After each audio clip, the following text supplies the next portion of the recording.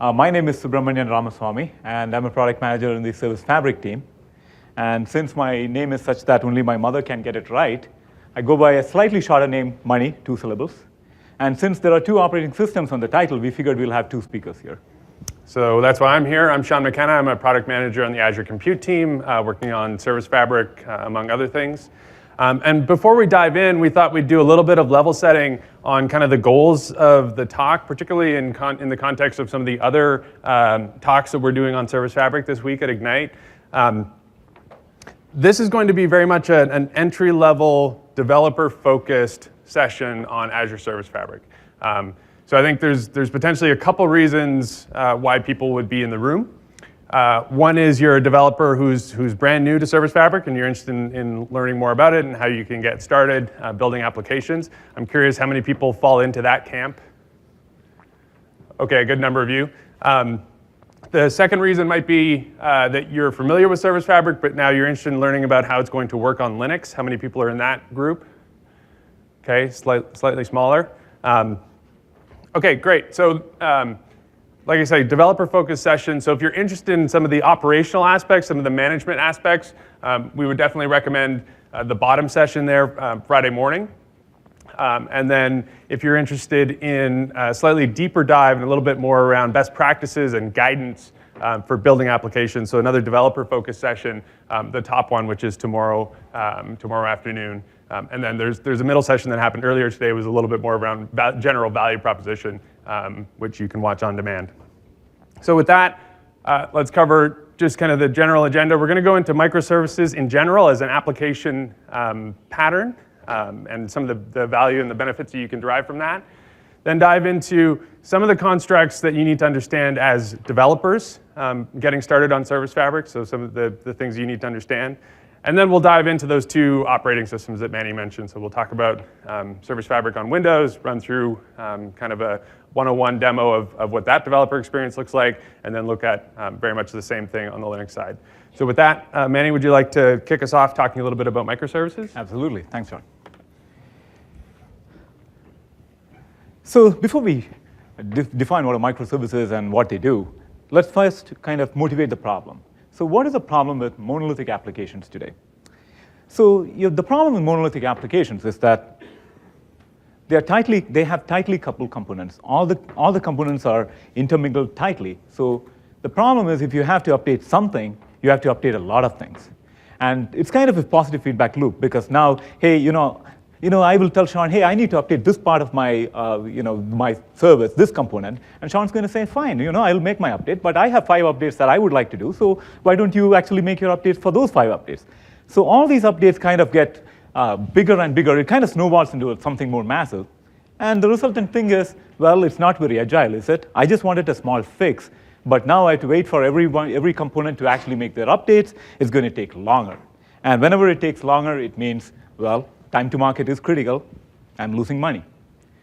The second problem with monolithic applications is, and when I get the clicker working, you scale these by scaling the entire app. There is no concept of actually just scaling one component 5 times and the other component 2 times. You have to, if you want like a scale of 5 for a particular component, you scale the entire application 5 times, which means it's now expensive because if all I cared was 3 instances of the kind of pale pink microservice or component, I have to actually still scale all the blue components as well. So that's waste money. So these are the kind of problems that monolithic applications have. So microservices, how do they kind of help with this problem? They do one thing and they do it well.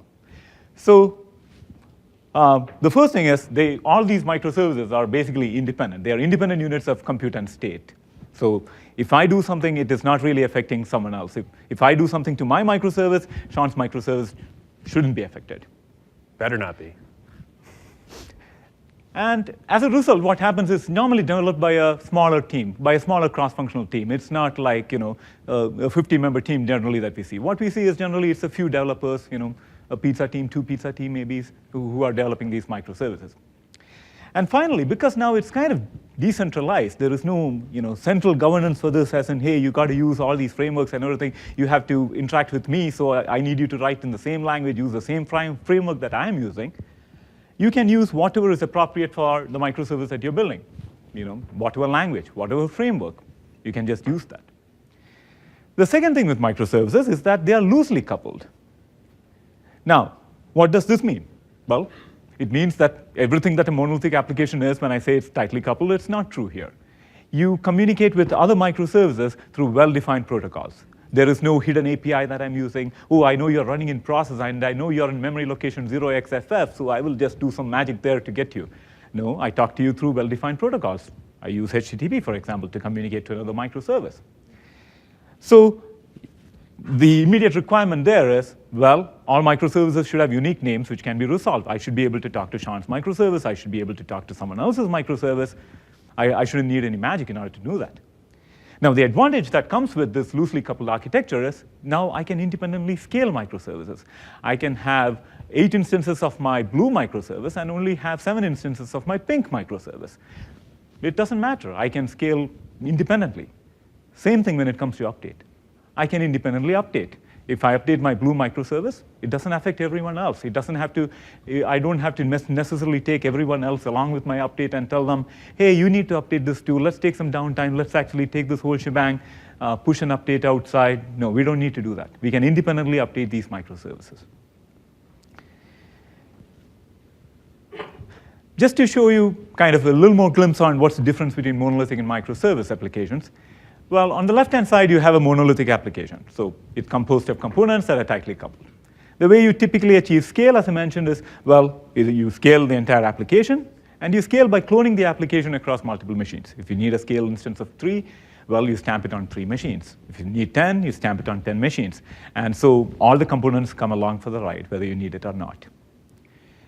In the case of the microservices application, well, you can have multiple applications sharing the same set of nodes, and you can scale each instance however many times that is appropriate. 5 instances of yellow or green, and 2 instances of red. It's all appropriate because it doesn't matter. And what this allows you to do is, well, I can have higher density. With a fewer number of VMs, I can run a large number of microservices, and I can even run multiple applications on the same VM. If you come from a cloud services background, on the left-hand side is what happens. If you look at a worker role, you have one application that runs on a VM, whereas in the microservice world, you can have multiple applications that share the same group of VMs. The second thing which I also talked about is the idea that state is now independent. So in the case of monolithic applications, again, you had a single tier. The single tier, or rather, you had multiple tiers, but every tier used to share the same frameworks, used to share everything, and they were all backed by a gigantic storage unit, which basically took care of all your state needs. In the microservices case, however, now there is nothing like this. It's all interconnected services. You might have some stateless front end. You might have some stateless backend microservices which are talking to external stores. Sean is going to talk to you later about a concept called stateful microservices which Service Fabric introduces, where compute and data are co-located. You can have a mix and match of all this. It doesn't matter. Each microservice is responsible for its own data and compute.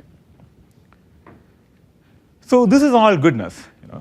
So microservices increase agility through making good components that can talk to each other through well-defined interfaces, simplifies upgrades, more agile. You get better productivity because your microservice is task appropriate, is written in task appropriate languages with using the task appropriate frameworks. You get better efficiency and better hardware utilization because now these all can share the same VMs, and you can scale each of them independently. And again, you limit failures through isolation because if one microservice goes down, it doesn't mean that all the other microservices keel over also. Now, having said this, there are some caveats. There are cases where a monolithic application is absolutely the right choice. If you have a simple service that doesn't need to have all these scale demands, or it's just having a single database in the backend, it's a fine choice. But when you're looking at scale and when you're looking at larger applications, microservices may be the right solution because it gives you all of these benefits. But, and there's always a but, right? There's a catch.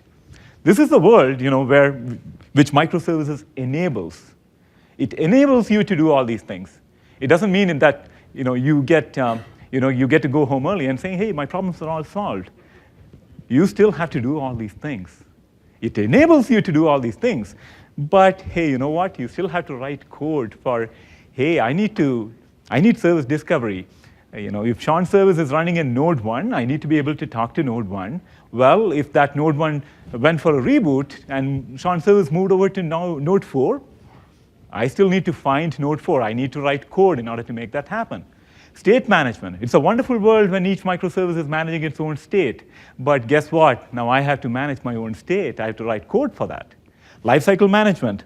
Gone are the days when you had a dedicated IT team that you could say, hey, all of us are rolling together one gigantic update, so you take care of managing this upgrade, make sure everything is working. No, you're agile, which means I might be updating every single day, which also means that I am now responsible for rolling out these updates and rolling them back if something goes wrong.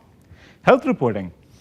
If something goes wrong, it's up to me, the microservice developer, to make sure, hey, I'm reporting health, my microservices are healthy, there are enough number of instances of the microservice that are running so that I can meet demand. All of these are now my problems. Resource usage, similar thing. I have machines. Now, do I need to add more machines? Am I using my capacity? Am I over-provisioned, under-provisioned? So all of these problems now fall to me as a microservice developer. Now, I got to wonder, wouldn't it be awesome if there was a platform that actually took care of some of these things for us? Manny, you're not going to believe this. We have an hour left in the session, and I have just the thing for you. Boom! All right, so as it turns out, we actually do have a microservices platform, and that's where we're going to spend the rest of the talk going through.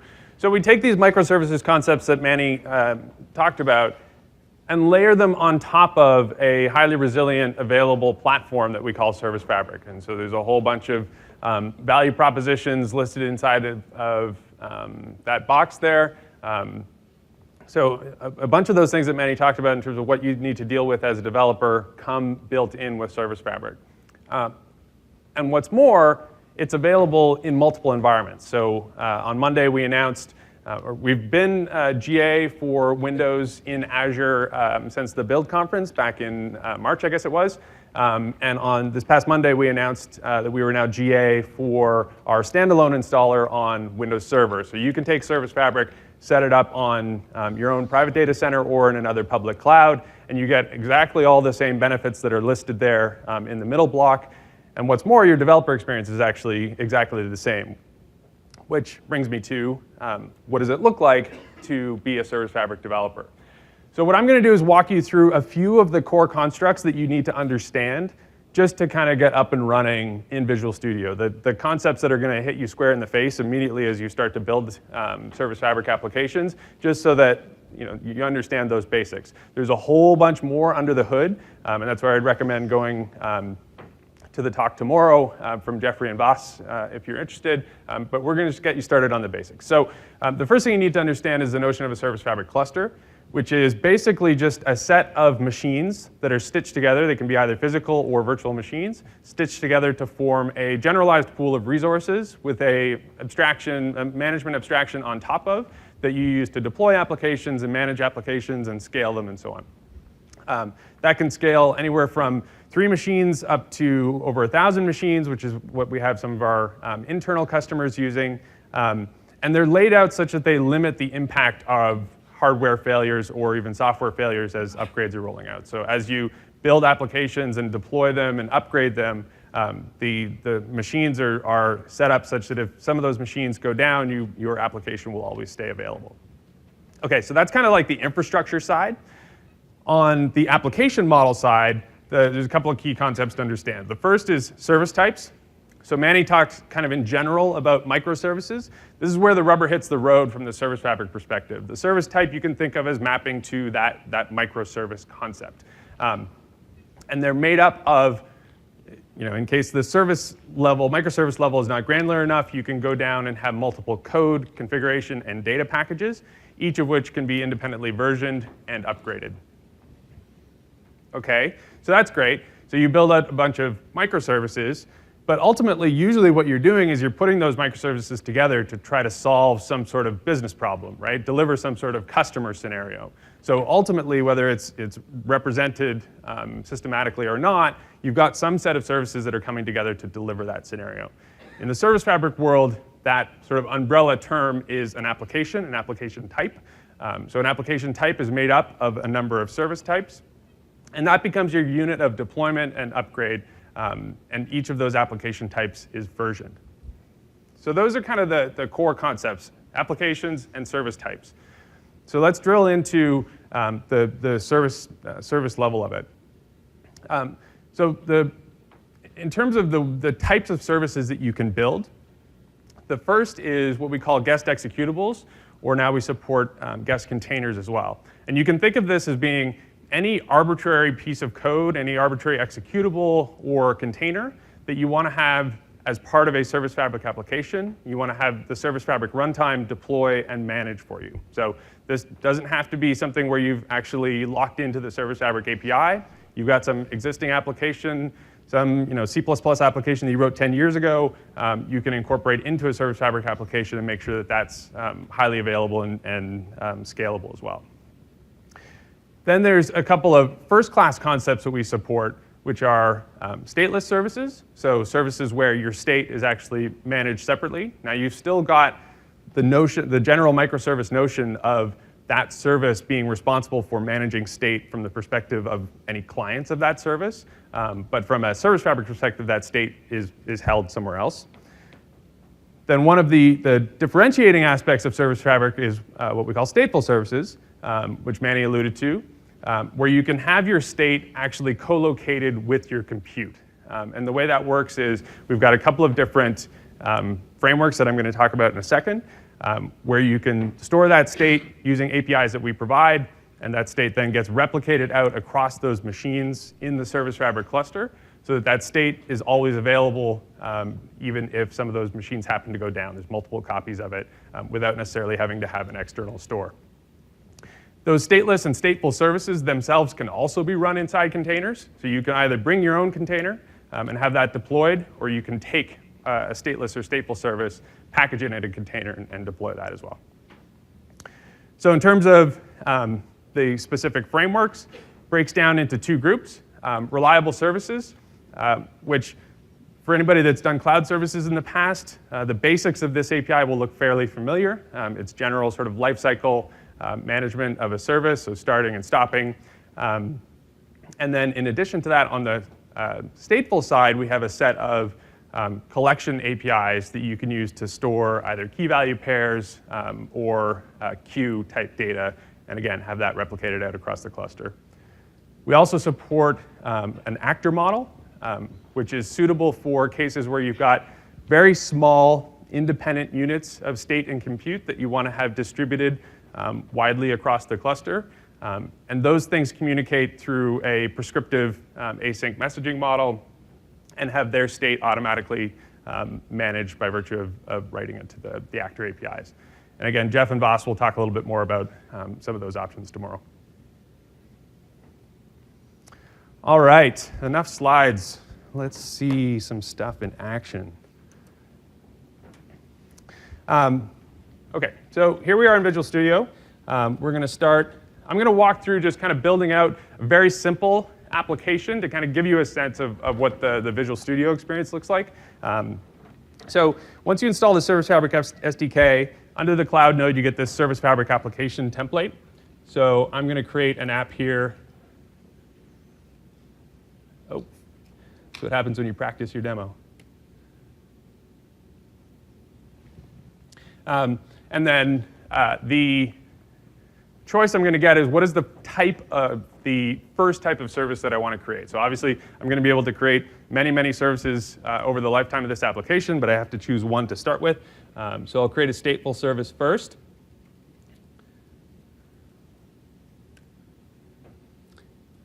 And with that, Visual Studio is going to go ahead and create a solution that has two projects in it. Oh, look at that handsome fella right there.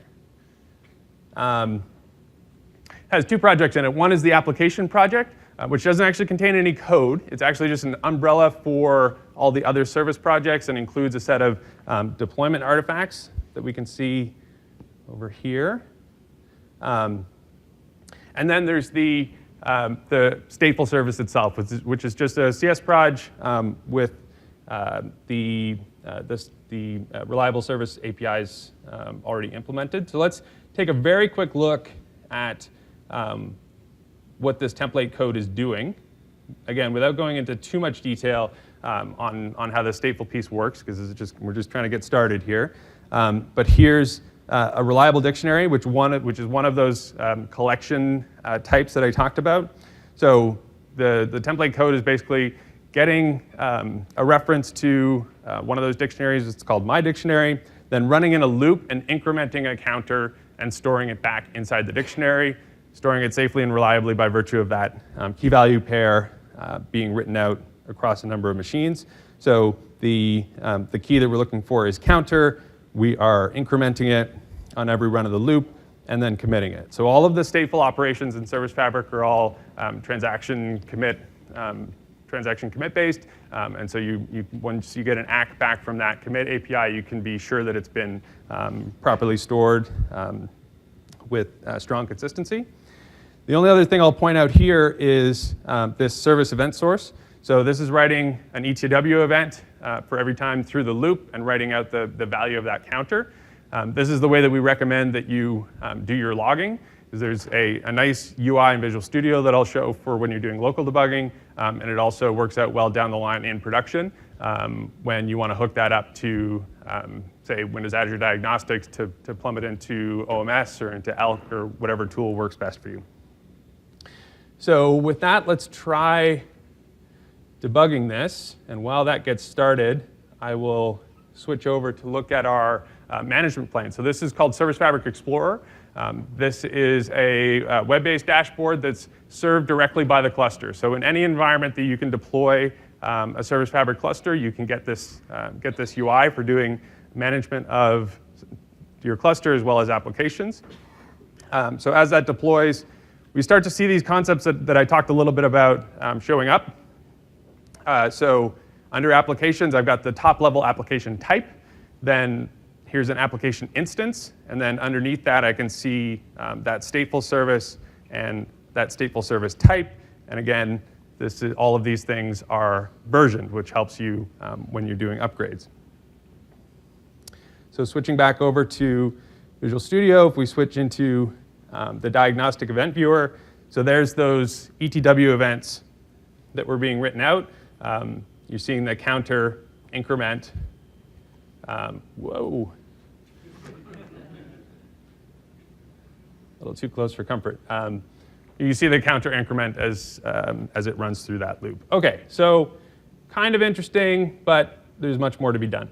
I'm going to be doing a few different deployments. So one of the things I'm going to point out is, and actually you could see in Service Fabric Explorer, if I go up to the top level of the dashboard, there's 5 nodes here.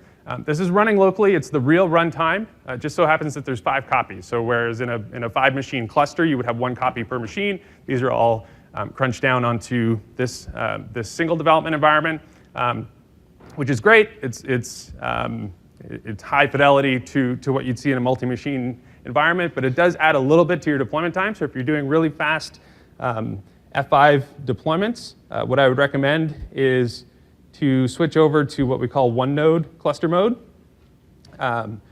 which basically allows you to test your business logic really quickly, but obviously takes away the possibility of doing any kind of failover because you've only got 1 node. So take that node down, it's all over. So you'll see some errors here as the Service Fabric Explorer fails to connect to the cluster because it's switching over. So while that's happening, I'll continue on and add another service. So what I'm going to do now is add a web front end to that stateful service. I'm going to have that web front end talk to the counter or to the stateful service and get the counter and display it in the web UI. So if I go back in here and add a service, like I said, you can add multiple services. So now this time I'm going to choose ASP.NET Core. And it's switched over to 1 node. And you get the standard options for ASP.NET. So I'll add a web application. And that's going to go ahead and add a second service. Now we've got two services. I could go ahead and deploy this. I would get the web application deployed. I would get the stateful service deployed. Those two things would be available and running. Where it gets interesting, of course, is now I want to stitch them together. So I want to have them be able to talk to each other. And this is where you start to have some options in terms of how you build your application. So when it comes to services talking to each other, there's two parts to it. The first one is around discovery. So how does the web application, in this case, you can think of it as acting like the client, how does it discover where that stateful service is, right? Because Service Fabric is just taking that stateful service and deploying it on a machine that it thinks has resources available. Now the web application needs to be able to figure out where that thing is. So that's the first part. And then the second part is, how do the services actually talk to each other? How do they initiate the communication? What is the protocol they're using? What's the transport they're using?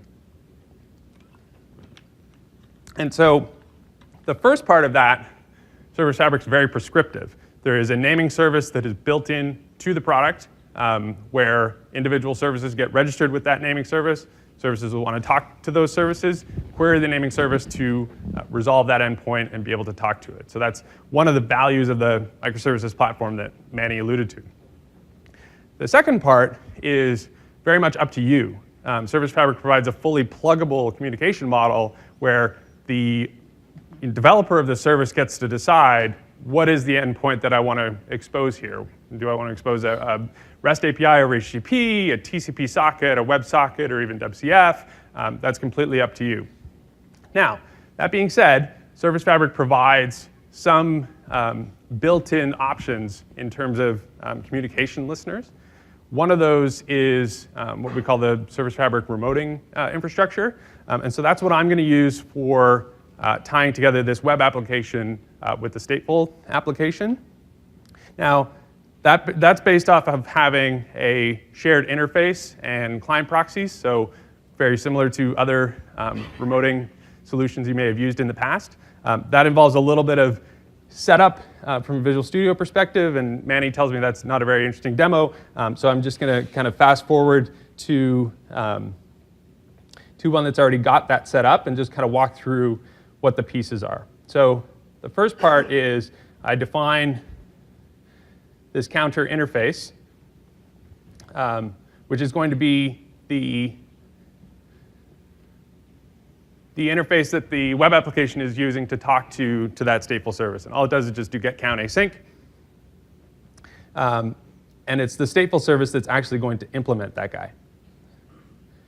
So you see here, there's iCounter, and then here's the implementation of that getCount API. And the code here looks fairly similar to what we saw in run async method. There's a transaction, querying for that dictionary, getting the value, and returning it back. Then on the web side, I've just done some very basic integration here where I'm using this. So this service proxy is the thing that's going to generate that client proxy based on the interface that you're providing. And I do have to tell the service proxy what is the endpoint that I'm trying to talk to. So again, those two parts of communication, the first part, the service discovery, I'm taking this well-known stable URI that represents that stateful service and using it to resolve internally, as it turns out in this case with the remoting API, into an IP address that I can talk to. This will be common kind of regardless of the way that you're ultimately doing the interaction between services. And then I'm just taking that value that I get back, putting it into the view property bag, and using it in the display. So let's try to deploy this guy. Let's see if it works.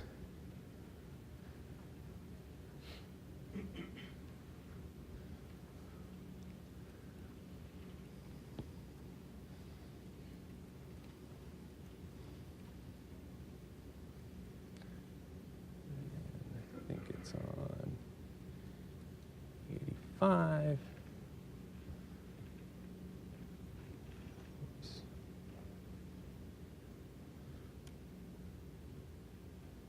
deployed yet.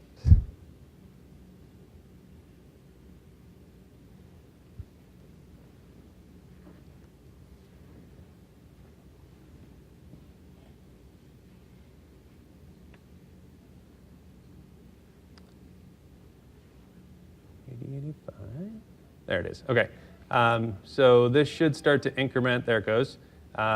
So yeah, doesn't look especially sophisticated, but now we've got two services. We've got this web application that's talking to that stateful service, using that remoting infrastructure, getting that value back, and being able to display it.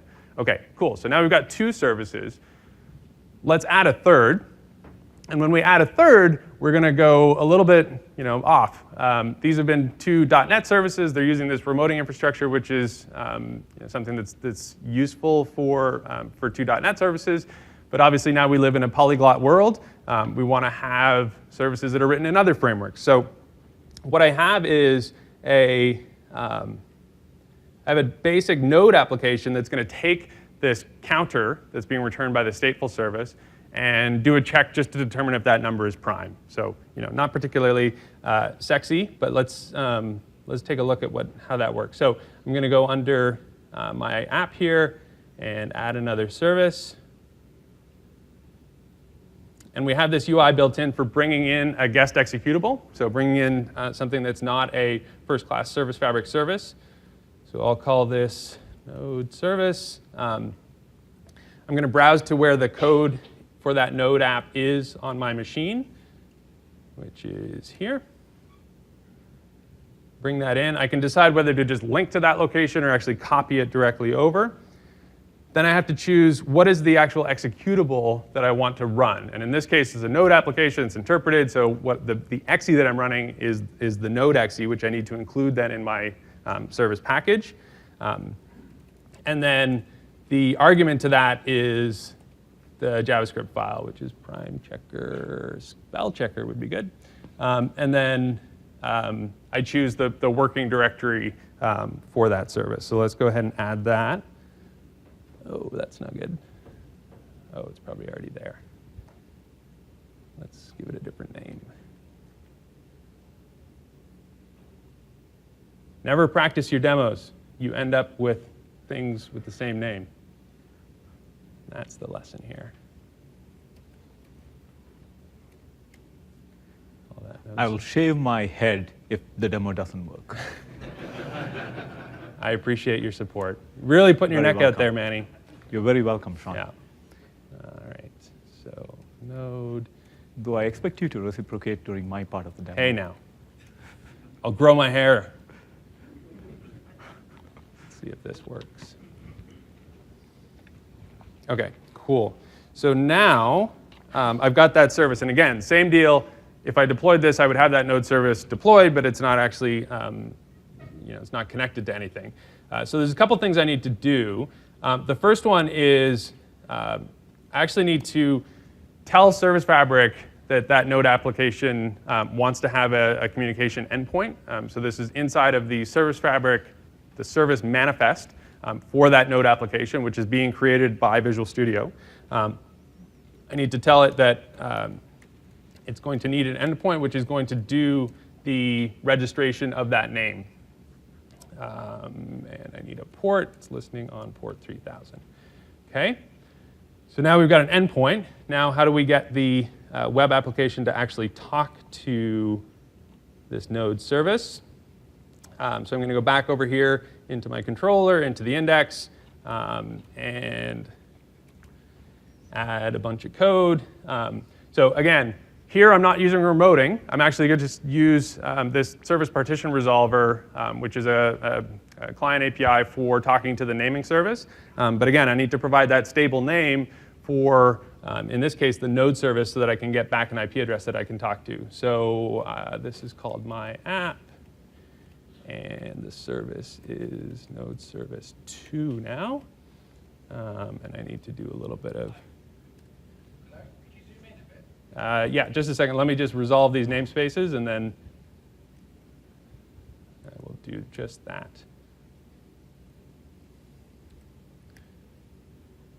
Now, the other thing I need to do is calling the service partition resolver is going to give me back a list of endpoints. this is an entry-level developer talk. This is demo code. So the point of this is that there is a way to just talk to the naming service for a guest executable, get an IP address that I can then talk to. For a real application, you would have a whole bunch more error handling here to deal with cases like the service has actually moved to a different node and being able to disambiguate between that type of error versus errors in the application itself. So there's a whole bunch more here. So when I zoom in, don't take a picture and copy this into your code. The point is simply that this is possible for these guest executables. Did I get everything? Okay. I guess we want to get rid of that guy. Okay, so there's the service partition resolver. I'm looking up it based on that stable URI name. I'm getting back a series of endpoints. I'm just picking one with the get endpoint, and then I'm passing in my query string, which is checking primality, passing in the count number, and then parsing the JSON response that comes back. And the last thing I need to do is actually just update the view.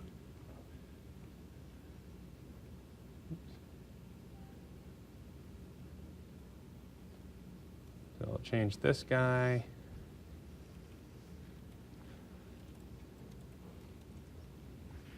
Okay, so now, if we go to debug, hopefully this will give us something slightly more interesting. Oops.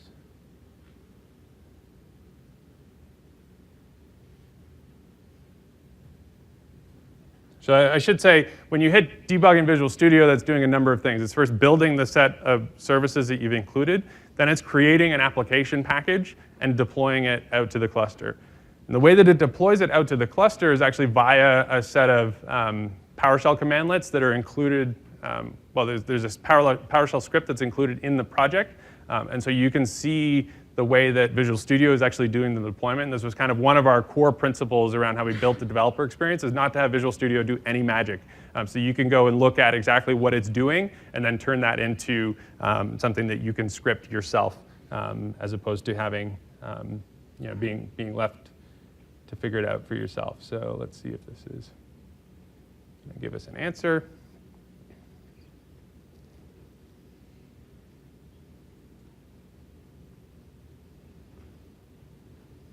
Oh no.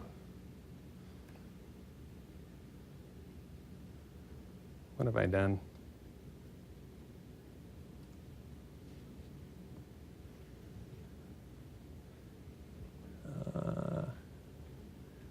Let me quickly.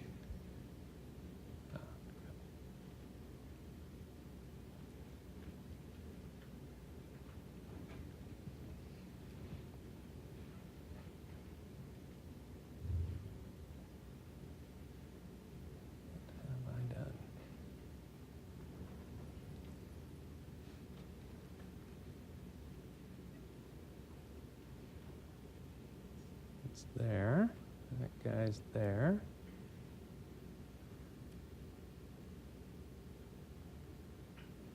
Okay. Well, what you should have seen is the value of the counter and then whether or not it's prime. Now, what I will try to show you very quickly before I wrap up is taking the same application, deploying it out to a remote cluster. So everything that I've been doing here has been on a local cluster. You can take those same application packages and deploy them out to a remote cluster. So here's a finished version of the application.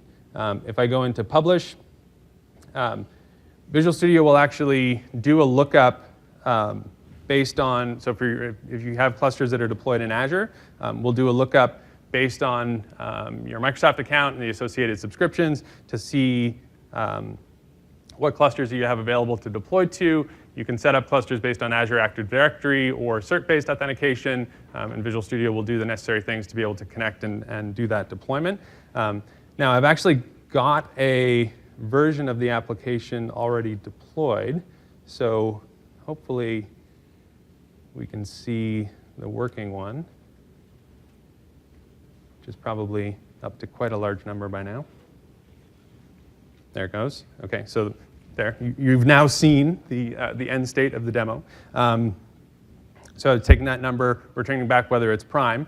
Now, imagine that I had a bug, which would never happen except for 30 seconds ago, that I wanted to go debug running in Azure. We actually offer remote debugging of applications that are running inside of Azure. So here I've got Cloud Explorer, which is the new Visual Studio tool for looking at all of my cloud resources. And I can go to this cluster, right-click on it, and attach debugger. Maybe. There it goes. And that's going to go look up the set of processes that are available. I'm going to find my stateful service. Somewhere here. There it is. And it's going to try to attach. I've got this breakpoint set. And so hopefully, once that attaches, and I go back here and refresh, we'll actually get the breakpoint hit.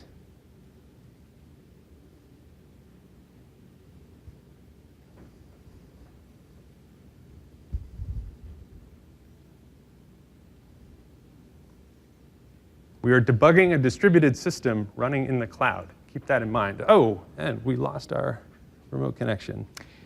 Prime numbers are hard. Yeah, they really mess with RDP. Crypto. Yes. Attaching. Try refreshing one more time.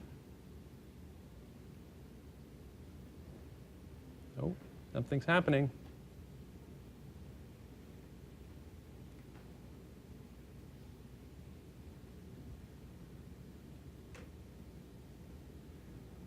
Yes.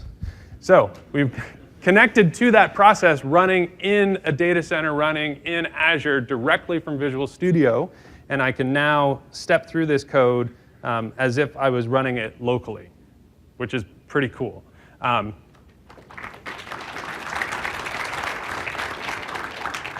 Not recommended for production deployments.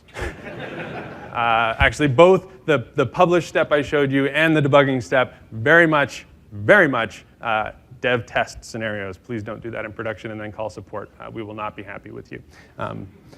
So with that, that's kind of the Windows developer experience for Service Fabric. But since we have some time left, we've heard rumors that there is distributed systems work happening on Linux. Have you heard? It's crazy. It's true. But this is what we're hearing from our sources. Yeah. And so with that, I'm going to turn it over to Manny to talk a little bit about Service Fabric on Linux. Yeah, apparently there's another operating system Yeah. that we need to support.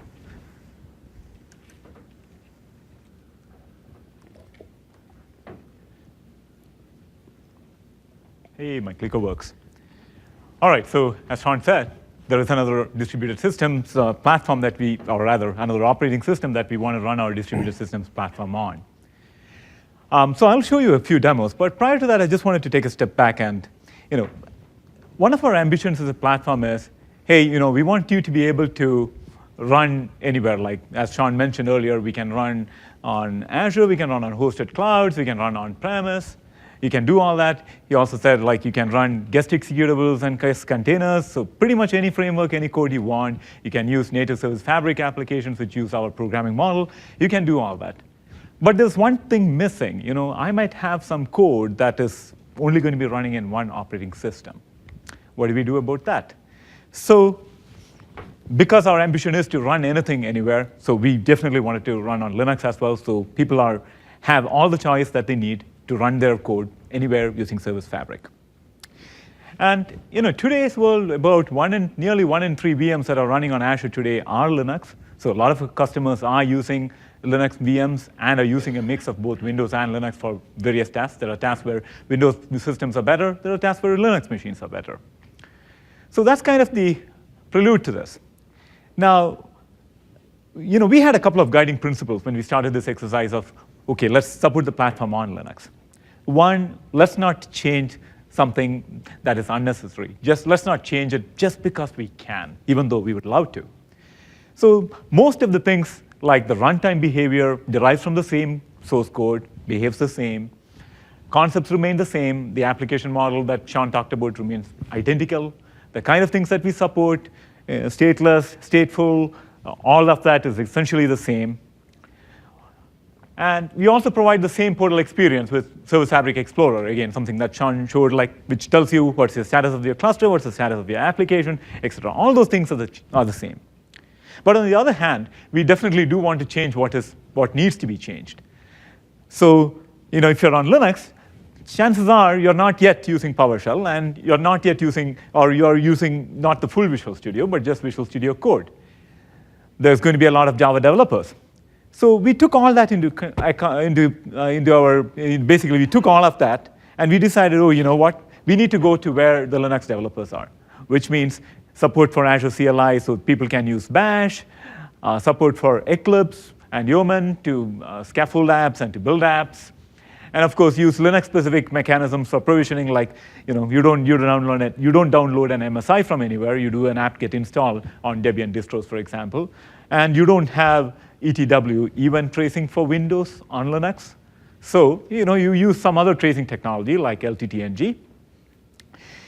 Now, it's very uncommon that people walk around with Linux laptops. I haven't seen as many. So a lot of developers do their development on a Mac, and they publish to a Linux server farm. So we wanted to make sure that we had a one-box experience on Linux, so people can still do it on their desktop, but also have some support for a Mac. Then, in terms of languages, as I mentioned, Java is fairly popular, and we want to make sure Java is as good a first-class citizen, supported natively in the platform programming models as much as C#. And finally, containers are the big thing right now, or people are talking about containers all the time. So, we really cannot have a distributed systems platform, or a microservices platform that doesn't orchestrate containers. So we do orchestrate Docker containers as well. Now, with that, I'm going to jump into the demo portion of this. Less talking, more demoing. OK.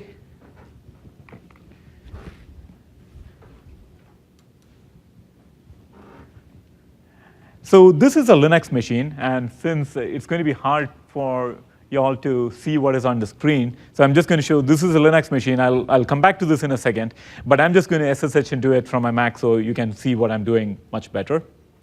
So this is the same machine that I'm SSHing to. Since people don't have faith anymore, I'm just going to do SSH again, that I'm not trying to pull a fast one. So I already have a Service Fabric cluster that is running here, but let's actually go back and say, how do you provision? How do you actually get the bits? So you can do things like sudo apt-get install, Service Fabric, and it'll pull the runtime. So, and you can install the Service Fabric SDK for Java. You can install the Service Fabric SDK for C#. You can do all that, and it'll pull the necessary bits or put into an apt repo so you can get it from there. And then, of course, you start the cluster using a simple cluster setup script. The cluster is already running. So you can look at the number of processes that are running on this machine by doing a grep. On the other hand, you can also see this in Service Fabric Explorer. You can see that, hey, I have a cluster that's up on the same machine. 5-node cluster up, running. That's what I have. So now let's actually go ahead and build a sample app for this and deploy it to that cluster. So the tool that I'm going to show you, the command line tool that I'm going to show you is called Yeoman. So I'm going to say yo. Pretty cool. Not to be confused with the app. Yeah, well, yes. So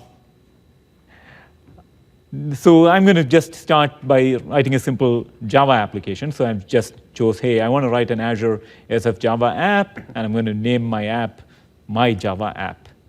And I'm making it a stateful actor service. I'm going to call it my service.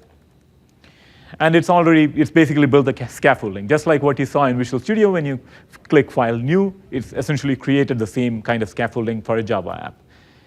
So you can go in here, and you can see all the files here. I'm not going to show you the code because it's just the same code that Sean showed for the counter in Java. Nothing different. It's the same thing. It does the same thing. It gets a count, increments it. That's pretty much all what it does. So I'm going to go ahead and build. So this will take a few seconds. And once it builds, I'm going to go ahead and use the Azure CLI to deploy it to my local cluster. So, which is what you would do with, with PowerShell scripts that are being used on Windows. So Azure CLI is just like, is essentially Bash. So it works like Bash. It will have autocomplete. You can, it's based on Node. So it is like I can do things like, hey, Azure Service Fabric. I have to first source my autocompletion script. See, unlike Sean, I didn't practice my demo. Came back to haunt me, though. So maybe you're better off. So in this particular case, I can do, let me type. Come on. Service Fabric. And it's going to autocomplete, and it's going to tell me what are things that you can do. So if you just do Azure Service Fabric, it's going to give you a dump of all the commands that you can type. And I'm SSHing in. So if you see the delay, it's just because it's actually going through the network. So you can see all the commands, and you can always go into one level detail and see what those commands are, etc. But now what I'm going to do is I'm going to go ahead and install this application, deploy this application to the local cluster. You see 3 commands there, application package copy, application type register, and create application. So I'm just going to run that script, which will do the same. And in a few seconds, you will actually see here that application is going to start showing up, and the service is going to start showing up as well, as it initially copies the application, registers it, and then starts the application. Well, that seems to be running really slow.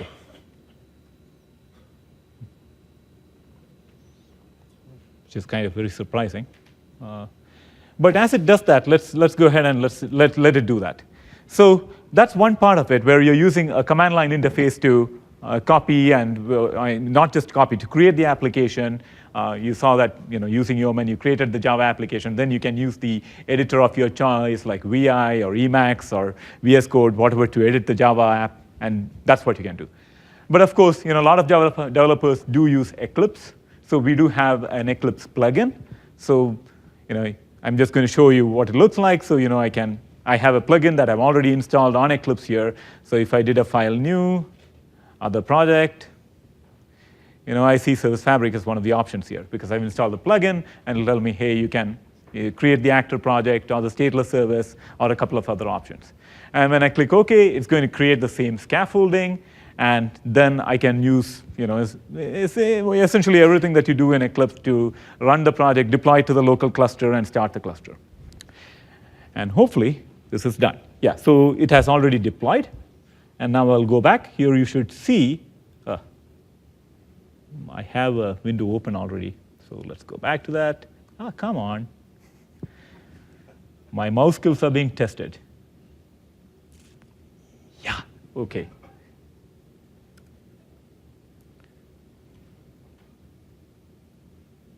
I hope I did use the same machine that I was deploying this to. Yeah, pro tip, if you're ever doing demos of Service Fabric, set that slider all the way to the right. You'll get the fastest refresh. Again, maybe not something you want to do in production, because it does pound the naming service, but for demos, it's great.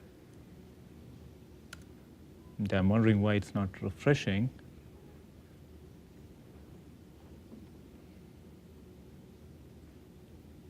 OK, give it a second to refresh. I think there's something going on with the network here.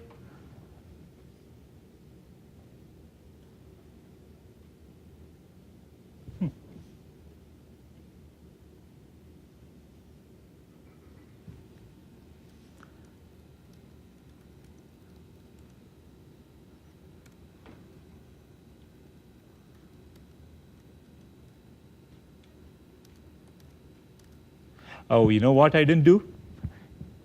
Because the environment that we run in is actually the same environment that you actually deploy to cloud. I didn't really connect to the local cluster. That's probably the reason. It's deployed to some other cloud cluster. So it is running somewhere. We've lost our application. If anybody sees Manny's application, please call. That's probably what happened. Now I can probably verify that. It's going to be so scared. There you go, the My Java app type. This was my second part of the demo where I would tell you, hey, look how easy it is to deploy this to the cloud. It's so easy sometimes. So okay, the second part of the demo is done. Let me now go back to the first part of the demo, do some time traveling. Now I've connected to, let me just make sure that I'm connecting to a local cluster here. I was wondering, I didn't get any errors. It's deployed. Where is it? Why is it not showing? So now I've connected to my local cluster. And now if I actually go to my application and I do install.sh, in a few seconds, these artifacts will start showing up there, and you'll actually see the application, and I can show you a demo of the application. You did that intentionally, didn't you? Just to make that point. I wish. I didn't practice. I didn't commit that mistake. Now, as it does this, it's still copying the app. Well, it's almost done, so it should come back in a few seconds.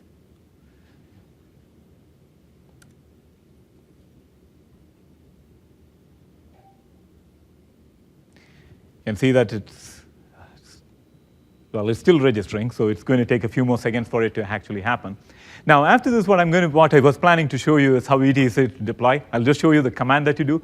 Instead of using localhost, that I just did, Azure Service Fabric connect, cluster connect localhost colon 19080, I just instead used the fully qualified domain name of the Azure cluster. So in this particular case, it would have been ignite Linux something.cloudapp.azure.com. And at that point, every command that I run is identical to what I run on my local machine. And that's why it was, initially I didn't know where did this application disappear, because the same copies, the same register, and the same start command is what you run. So now it's copied. So maybe it's worth just pausing here for a second, because we kind of glossed over this detail. But remember, I was talking about application types and then instances.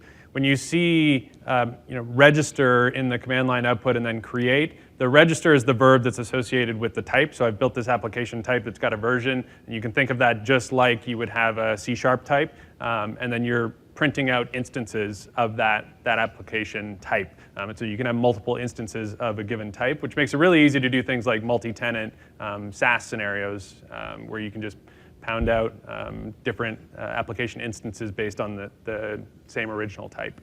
So now you saw that the application is deployed, and in a few seconds, it'll just continue, and it'll just come back. So let's leave it like that for now. So that's essentially the demo that I wanted to show you.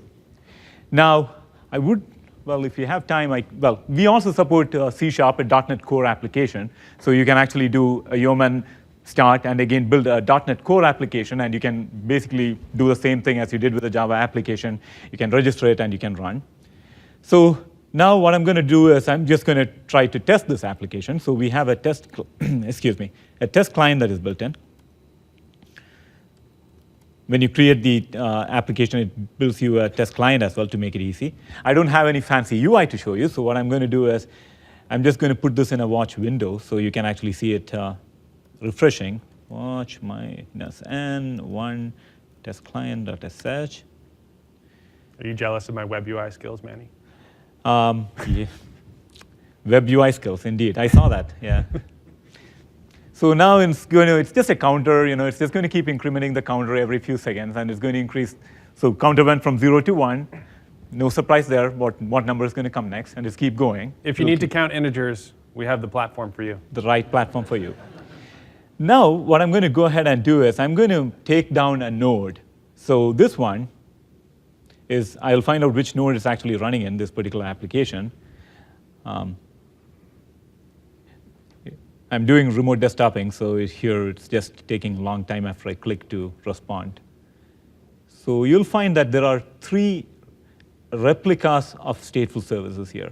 So what that means is the primary is kind of the source of truth where you can read and write. It can do both read and write. The others are just standing by. You can read from them, but you cannot write. So the idea here is if for some reason the primary or the node goes down, node 0 here goes down, then you have 2 other replicas that are standing by to take exactly up from where the primary left off without losing any state. So in this case, it's running on node 0. So what I'm going to go ahead and do is I'm going to restart node 0. Again, not recommended for production. Not recommended for production. I think we have a pop-up that actually shows you that Yes. as well. You can imagine why we added that pop-up. It's going to tell you, it's going to want to ask you, you'll find out that it'll tell you, are you sure? Do you really want to do this? Mm-hmm. So I'm going to do a restart. It's asking me, are you sure? Do it. And trying to I'm feeling lucky. node_0. So in a few seconds, what will happen is, once that goes through, is that you'll get some exception messages thrown here because it's basically trying to tell you that, hey, something bad happened and the node went down. But then the count will just resume from where it was. It'll take place in a few seconds. And the other thing that you'll find is the primary will actually switch from node 0 to some other node. That is if I did enter it right. And the RDP is just making it a little harder. Meanwhile, while it does that, node 0, let's keep in mind node 0. Yeah, so now you actually saw that it swapped. The primary switched to node 2. And what you would find is even though the primary went down, the count continues. It'll just continue in a few seconds. It's just taking time to refresh. But the count will just continue from 21. You won't lose that count. It'll keep incrementing. So that's a failover example. And I'm just going to Control-C and start again and see if that helps.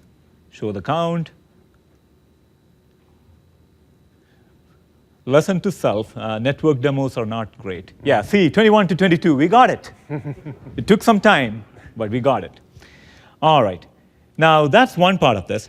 Now, what I'm also going to show you is, well, today, containers are very much the rage. So I'm going to kind of show you a quick container demo and as well as a little bit of a one-box experience. First, let me actually show you the one-box experience on the Mac.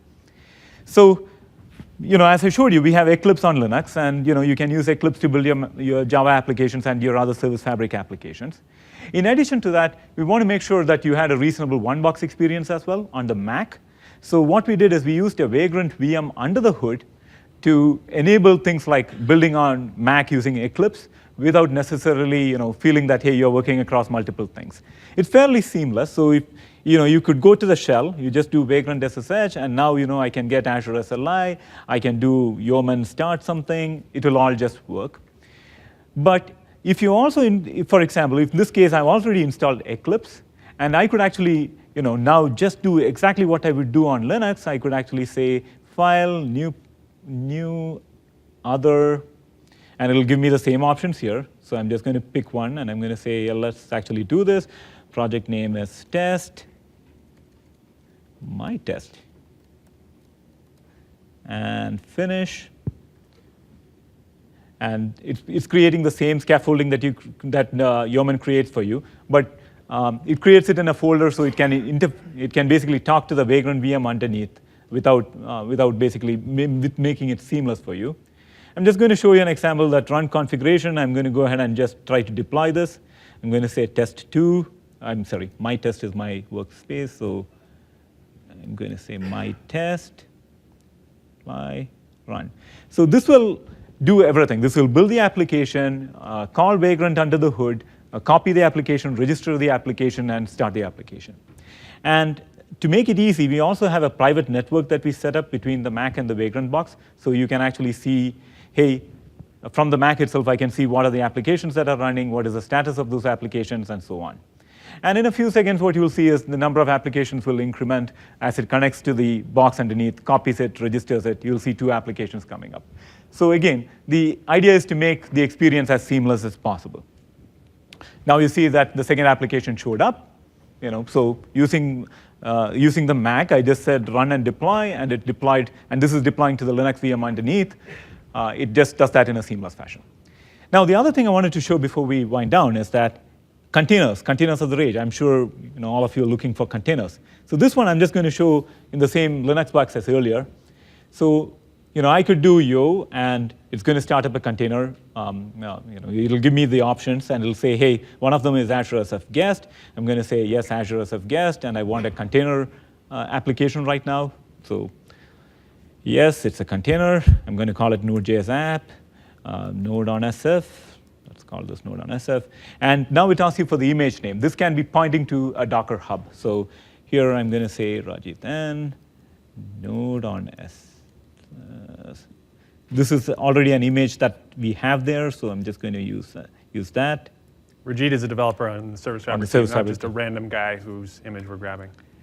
So now it's creating a template and everything, so that all what you needed was the link to the Docker hub, and now you could do cd node.js app, and it's all, you also get these helper scripts.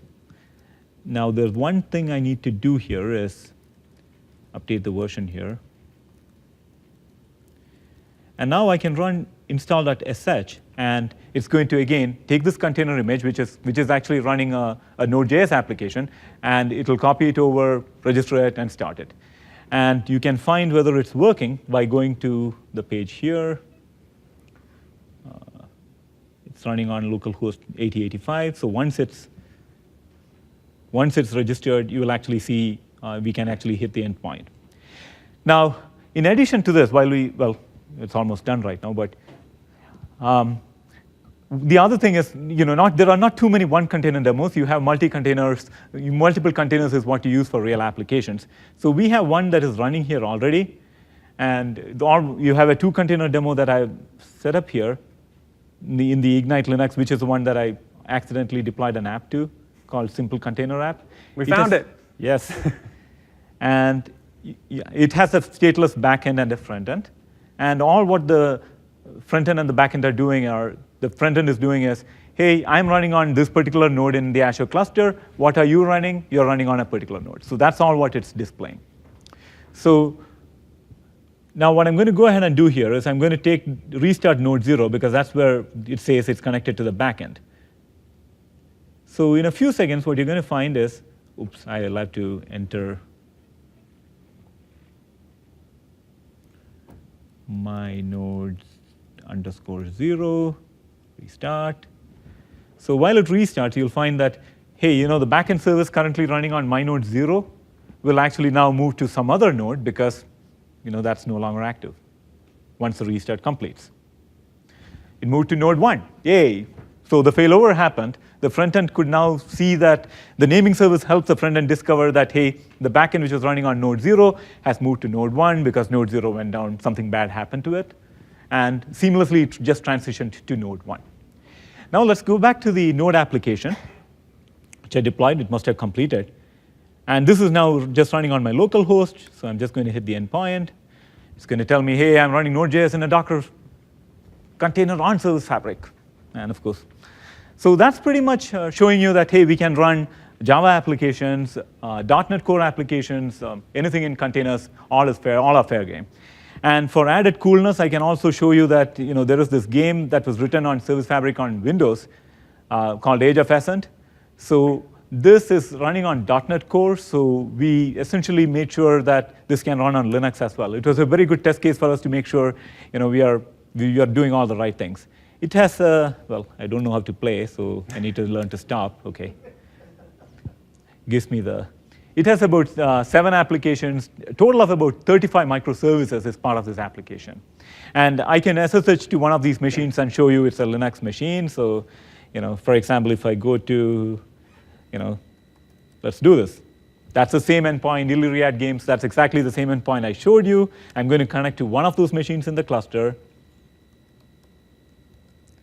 And now if I do a grep for the Fabric processes, you'll find that, hey, .NET Fabric, this is all real stuff. It is not made up stuff. That, we're getting to now conclude our talk with a recap. So I'm going to switch. So you can run .NET Core, Java, or containers. Recap, microservices give you agility and a lot of flexibility and is the right pattern for a lot of applications. It allows you to efficiently use resources. Service Fabric makes it easy for you to develop microservice-based applications on both Linux and Windows. And finally, as Sean mentioned, I don't know if he mentioned or not, but I don't know if you followed the news. So we are in public preview on Linux right now with Java and Linux, as well as .NET Core on Linux as well. So it's available for you to actually download from the apt repo.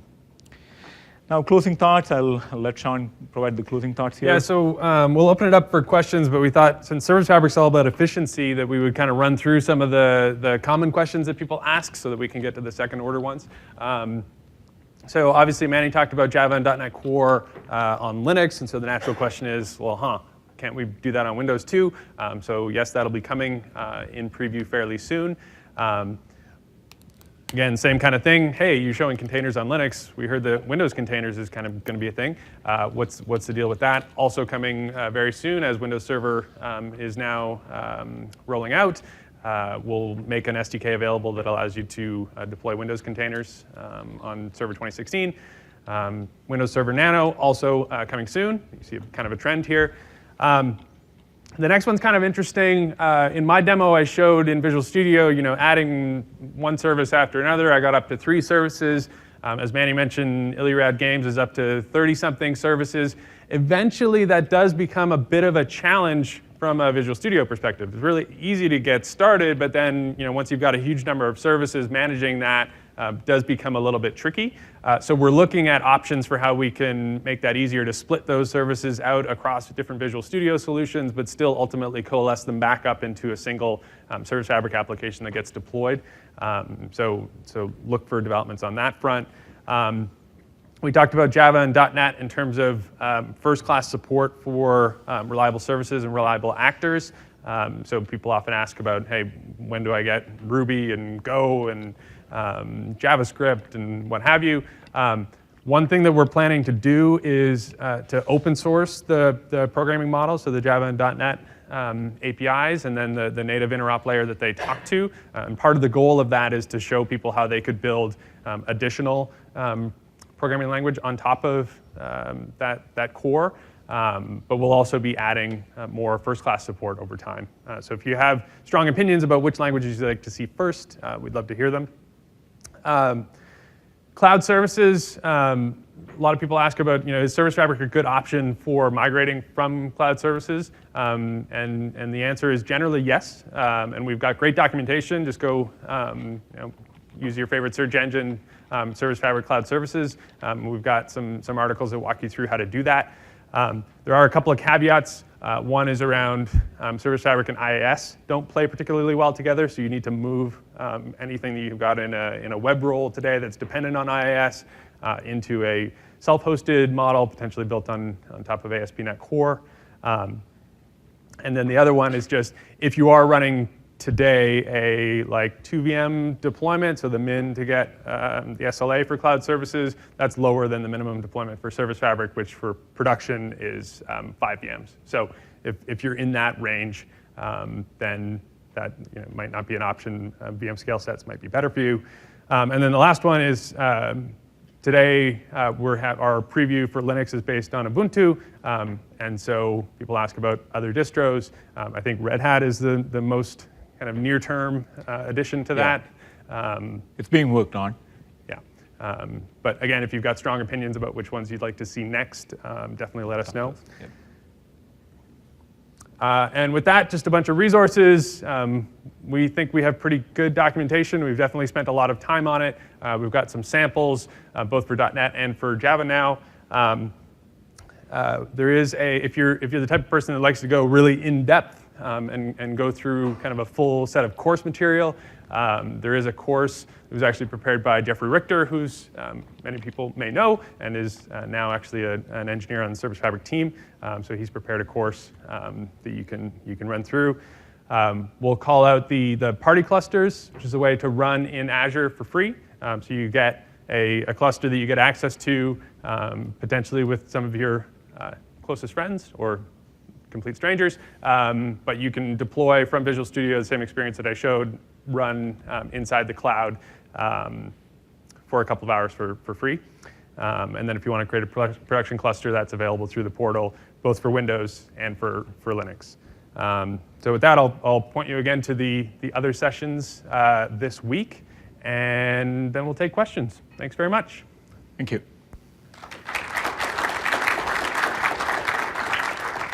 And if you can come up to the mic to ask questions, that'd be great. Ready to turn it on, or? Hello. There we go. Yeah. How does it handle HA across compute fault domains and different storage accounts and whatnot? Sorry, how does it handle HA across? Like compute fault domains or like different storage accounts, right? Because we've been told to sort of divvy things up across these things for avoiding a single point of failure. So how does this map to that? Because you mentioned scale sets a minute ago, so it sounds like they may not be using the same mechanisms.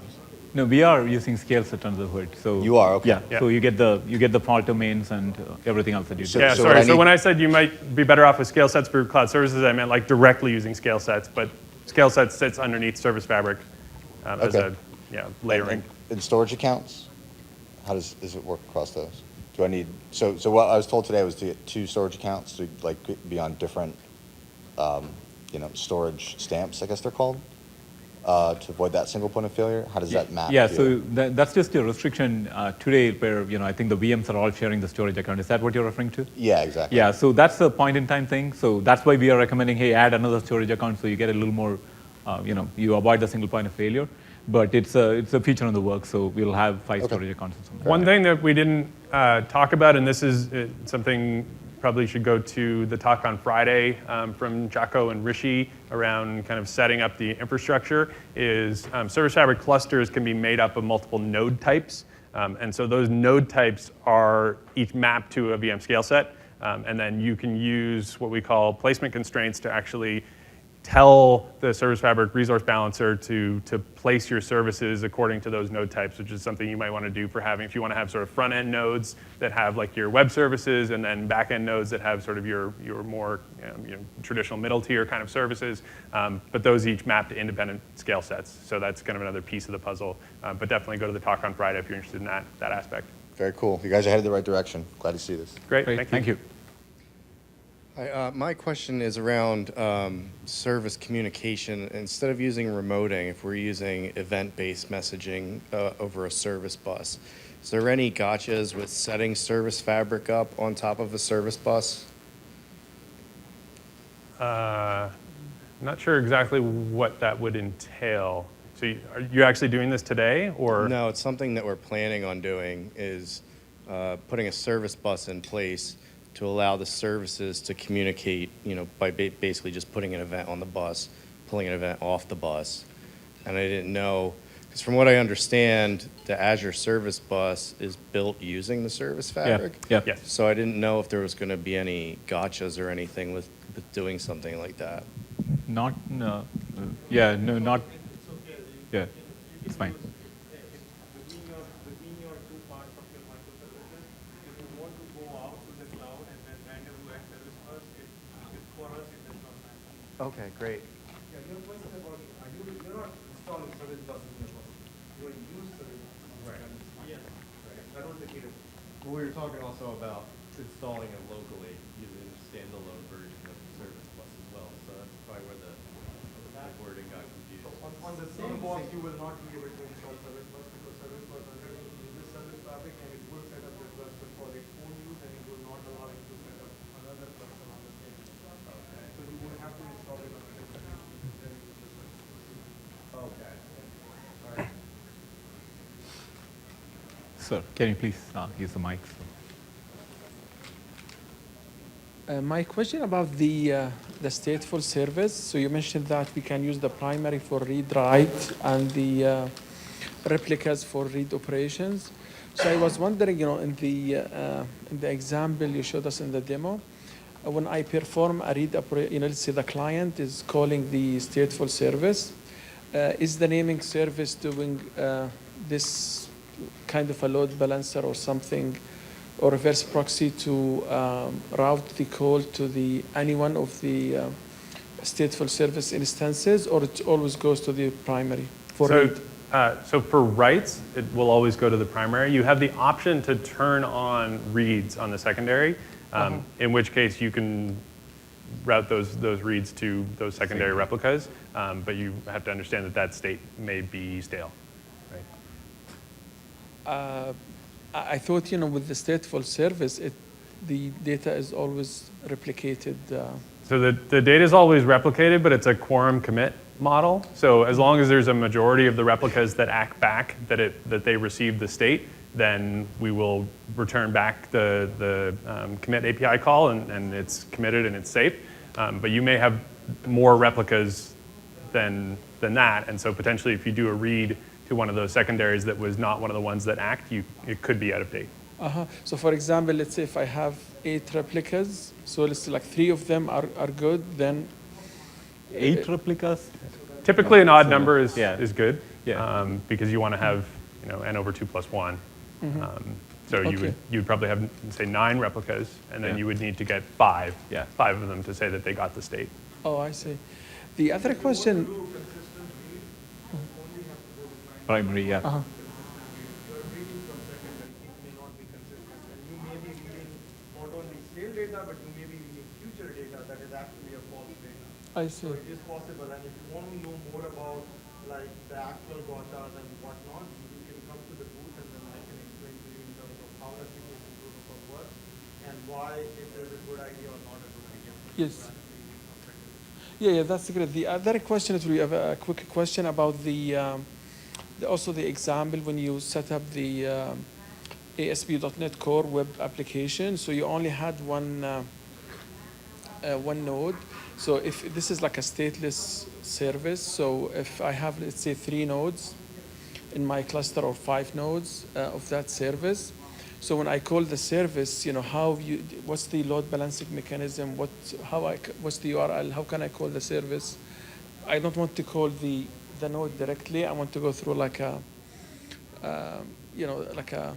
VIP or reverse proxy Yeah. to do that. So typically what will happen is if you're running in Azure, you'll have that stateless service deployed on every node, at least within the node type. And then you've got the load balancer set up to spread load across those nodes. And so you'll go in through that VIP in the load balancer, and it'll splay it out across. And the load balancer is external to Service Fabric, correct? Yes. Okay. Okay, thank you. Sir, go ahead. Hi, a very general question. A lot of classic apps will be keeping data in SQL or tables or Redis or whatever. What's the value prop for them of moving to sort of replicated, stateful Service Fabric storage? When your compute and data are co-located, assuming that you do have state, then you get a couple of advantages. One, hey, you don't need to pay for a SQL Server license, or you don't need to pay for those VMs that are managing that. So you get rid of that. Second thing, your compute and data are on the same machine, so you don't have a network hop, so you don't need things like a Redis cache where you have to cache some of these things here, pay that money. So it's all local, so you're always writing local. So those are some of the advantages you get. Reduced complexity, better performance. That's cool. So you might be able to avoid caching at all, for example. If You currently might need be a able to Redis avoid cache. it, yeah. Yeah. That's You avoid the network hop, yeah. Okay. But it's like anything else, there's trade-offs, right? So, I mean, if your existing model is working great, then why mess with it? But if you are looking for throughput gains, or to remove that external dependency as part of your hot data path, then stateful services are a pretty good option. And so on that note, what's the downsides of having state in Service Fabric? The main, in terms of the downside, the main downside is that, hey, you are now using our programming model. So, it's not a guest application or something, it's not a stateless thing. It's basically something you're using now, our first-class programming models, which are in Java and C#. That's the main downside. And of course, you will have to rewrite some of these things. Thanks. Biggest thing is we are not a long-term storage. That is very costly. SQL Server, you can have like terabyte space, and that's typically cold. Keep all the hot data in, keep the cold data outside. That's how you should think about it. If it's analytic data, don't put it in Service Fabric. Don't pay a lot of money. Yeah. All that. So that's how you would You- say all hot stuff which you need and your transaction that you're using, that is the right target, and then anything which is long-term storage, BI, text store, it's cheaper. Yeah. That's how Yeah. you would view balance. Otherwise, you're paying for the VMs. VMs are Yeah, not cheap. you don't want to be, to add to what Chuck was saying, is you don't want to end up paying for the VMs as storage units. Your VMs are primarily compute units. What this allows you is, hey, you have storage associated with the VMs, which gives you some advantages. But they are not, you shouldn't be saying, oh, let me add 20 VMs because I need 20 terabytes of data, so That shouldn't be a model. It's a compute first, then your VMs actually provide the data. And just to add to that, if you did move your application that's already using SQL backend or any other data source, some of the benefits that you will get is you will get application lifecycle management, you will get continuous integration and rollout, you will get a failover, and you will get high density within the same set of VMs where you can put other microservices as well. So that is using stateless model. It doesn't have to, you don't have to use an arbitrary. Yeah. Yep. Yeah. That's the key here. Kind of dovetailing on that, though, you Sure. also have the standalone installer for on-prem. Yeah. In that case, you're not really paying for the VMs, or at least internally. maybe You're you are. using your own. You're only using Yeah. your compute resources. If you can get free VMs from somewhere, go for it, man. So along those lines, and I know this is obviously going to vary, but in terms of reliable state scale, and it's going to be purely I/O bound. Is that a fair statement? And is there an upper bound in terms of, if I've got an iReliable dictionary that's got, 1 million objects in it, in terms of the hit of enumeration or anything like that? I mean, what is the sane model of the stateful services in terms of what you're persisting in state? And the other thing, kind of I asked it earlier today as well, is that just as a feature request, is there's no inherent encryption, from what I understand, in terms of the persistence of the state. That would be nice to have. Two things. Whenever you always in a production system have to consider disasters will happen.